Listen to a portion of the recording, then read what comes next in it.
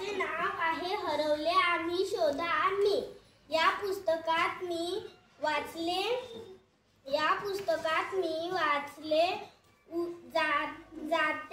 जाते हे धडा वाचला, उखळ मुसळ हे धडा वाचला, पाटा वरवंट हे धडा वाचला। मला हे पुस्तक खूप आवडले। या पुस्तकामध्ये खूप सारे असे धडे आहेत। या पुस्तकामध्ये जुन्या काळातील काही वस्तूंची नावे दिलेली आहेत आणि आपल्याला ज्या वस्तूंची नावे माहीत नाही आहेत त्या वस्तूंची नावे सांगितलेली आहेत। हे पुस्तक ज्यांनी बनवले आहे त्यांचे नाव आहे मनीषा बोरे।